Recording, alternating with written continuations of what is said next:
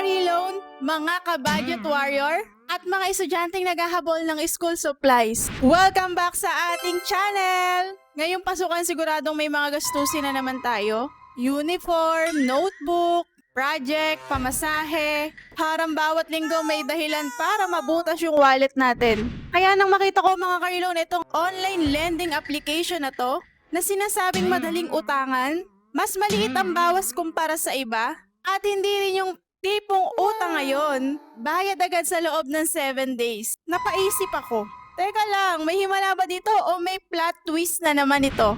Kaya syempre, bilang inyong taga-subok ng mga loan application, tayo na mismo ang mag-iimbestiga niyan. Magkano ba talaga yung makukuha natin? Gaano kadali ang approval? At sulit nga ba ito para sa mga nangangailangan ngayong back to school season? Kaya mga ka-reloan, huwag muna kayong aalis. Huwag muna kayong mag-i-scroll. At huwag munang manghiram sa kapitbahay. Dahil sa video na ito, aalamin natin kung pasado ba ito o isa na namang akala mo okay, pero may kasunod palang sorpresa. Simulan na nga natin yan mga ka-reloan at ayan, i-download na natin siya. Ayan mga ka-reloan, si Snap Pera Instant Credit Loan. Naka-under siya kay Kusog Pera Lending Incorporation at as of now nga ay meron siyang 4.6 na stars and meron siyang 2K na reviews. At as of now nga ay meron palang 100,000 na nakakapag-download sa kanya kasi na-release lang siya noong last year, August 11, 2025 pa at updated siya nitong March 16, 2020. Sabi nga dyan ay high limit, easy repayment, flexible installments, and fast approval. Only one valid ID is needed to apply. At pagka-download natin sa kanya, syempre, ayan, permission granted, i-agree and continue na natin yan. At ito yung kanyang pinaka-homepage. Maximum loanable amount up to 50,000. Apply now na natin yan agad-agad. At syempre, ayan, manghingi ng mobile number para masendan tayo ng verification code. Pagka-enter nga natin ng verification code, ay balik siya ulit dito sa kanyang homepage. Then, apply na natin yan. At ang una nga nating sasagutan ay itong Verify Valid ID. Ayan yung mga ID type na hinahanap niya. SSS card, PRC ID number, UMI, driver license, voter's ID, national ID, postal ID, passport, PhilHealth ID, at saka TIN ID. Then, ilalagay nyo dyan yung number ng inyong ID. Pagkatapos nga, ipipicture natin likod at harap ng ID natin. Then, meron pa nga selfie na hawak natin yung ID. Pagkatapos nga nun ay ito yung My Profile.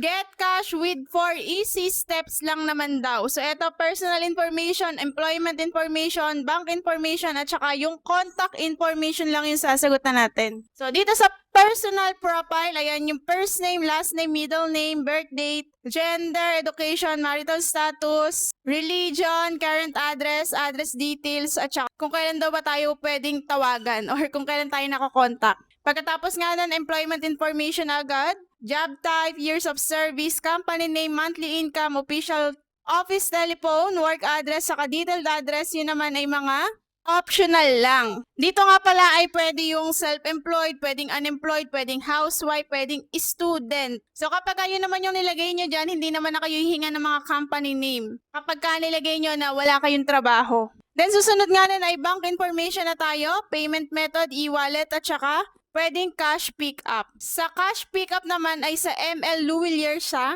Disburse within 2 hours daw ito. Sa disbursement bank naman, ayan, marami siyang pwedeng paglagyan. At ito naman ay disburse within 5 minutes. So, ilagay na natin yung GCash natin. Yan naman yung lagi natin ginagamit kasi pinaka-convenient. Ayan, pipilapan nyo lang ulit yan. Pati yung ating email, syempre ilalagay nyo dyan. And contact information na tayo. At 4 na contact information nga yung kanyang hinihingi. At lahat ito ay nagdadirect sa ating phone book list. Then, isubmit na natin yan. Then, ayan, may lalabas pa. I-confirm lang natin yan. At eto nga ay na-opera niya tayo ng 2,500. So, hindi na masama para sa mga first-timer na kagaya natin. At meron nga siya ditong loan term na 30 days, 45, 60, 90, at saka 120 days. Kaya lang sila ay nakalak pa, ang pwede lang natin gamitin dito ay yung 30 days. Pero hindi na rin masama yun kasi 30 days naman, at least 1 month. Hindi kagaya ng iba na 7 days. At ayun nga, yung pinakamababa na pwede nating hiramin dito ay 1,000. At kapag nakapili na nga tayo kung magkano yung loan amount na gusto natin, lalabas pa dito yung magpipirma pa tayo. Yan, kapag 1,000 yung hihiramin natin sa kanya, loan amount natin 1,000, loan term natin 30 days, at siya ay mahati nga sa dalawang period. So, every 15 days ang bayad. Total repayment ng 1,000 natin ay 1,152 within 30 days. At meron nga lang siyang service fee na 150 pesos. So, ibig sabihin lang nun ay hindi ito buong makukuha. At ang issue na amount ay 850 pesos lang. Pero at least hindi siya ganun kalaki kagaya nun sa iba. Kasi minsan sa iba 300, ayan 250, mga ganyan. So hindi, para sa akin ay hindi na ito masama. Ito yung ating installment. Yung due date natin para sa unang pagbabayad ay sa June 15. At yung kailangan natin bayaran ay 576 kasi yung principal natin doon ay 476. Yung interest ay 100 pesos. And doon sa pangalawang pagbabayad natin ay sa June 30, 576 ulit yung kailangan nating bayaran. So legit na ito ay 30 days. At nakalagay dyan sa baba, please note the overdue fee. So meron siyang bayad kung kayo ay ma-overdue at ang penalty niya ay 1% on daily basis nga lang. Kaya siguraduhin nyo na bago kayo mangutang dito ay talagang may pantikwas or may pambalik kayo bago ang inyong due date. At mga kailon, kung isasagad naman nga natin itong 2,500 na ito, ang total repayment natin ay 2,881. So, meron siyang service fee na 375 kasi mas malaki yung amount, syempre, mas malaki yung service fee dahil ito ay 15% nung loan amount natin. And yung matatanggap lang natin dito sa 2,500 ay 2,125. So, para sa akin ay okay pa rin to. At ito yung installment niya. Syempre, yung unang pagbabayad natin sa June 15 pa rin at ang unang amount ay 1,440 kasi ang principal niya ay 1,190. Ang interest niya ay 250. At sa pangalawa, same pa rin. Madadagdagan lang siya ng piso, 1,441. So mga kailon na yan, i-confirm na natin yan. Disclaimer lang, hindi ko po kayo inuobliga na mangutang dito or hindi ko po ito pinopromote. Nag-share lang ako ng aking experience and ng process kung paano ba to kung gusto nyong mangutang dito. Pagka-confirm nga natin dyan, meron dyan permission granted na lalabas. Siyempre, agree and continue lang natin yan. At pagkatapos nga ay meron pa ulit facial recognition. So, ang in-apply ko nga pala ay 1,000 pesos. So, nung una nga pala talaga namang malabo yung pagkakakuha ko ng ID ko. So, hindi malinaw yung aking pagkaka-picture. Then, madaling araw kasi kung nag-apply. So, nakalagay dyan ay processing na siya.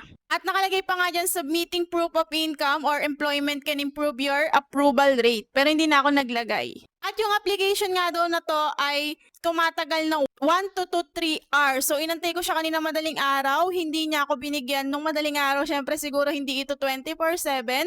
Kaya kanina nga ay tiningnan ko ulit. So, sinendan naman na niya ako ng notification. Kaya lang hindi tayo agad na-approve kasi nga sabi ko sa inyo, hindi nga malinaw yung pagkaka-picture ko sa ID ko. Sabi niya, close. Please check the reason and reapply after adjustments. So, nakalagay dyan, unclear valid ID. Nakalagay naman kung bakit hindi niya ako na-approve agad. Then, okay. Pagkatapos no, nag-apply lang ulit ako at kinuhanan ko ulit yung ID ko ng mas malinaw. At 10:38 ngayon, pagkakasubmit ko ng aking loan application, kaninang umaga 10:38. Then 12:06 PM nga ngayon tanghali ay nag-direct na sa GCash ko yung 850 pesos. So legit naman yung loan amount or yung terms na nakalagay doon sa kanyang repayment plan. Kung ano yung sinabi niya doon, yun din yung natanggap ko and 30 days nga siya. So, ayun lang mga karilon, dahil sa kagaya kong nanay at ayun nga, kulit ng kulit yung anak ko ng bag. Sakto-sakto sa akin to. So, hindi ko naman kayo inuobliga na mangutang dito, para sa akin lang ay ayos na to kumpara sa iba. At saka, ayun nga, pass approval siya. Easy application lang din and kahit sa mga walang trabaho ay pwede siya.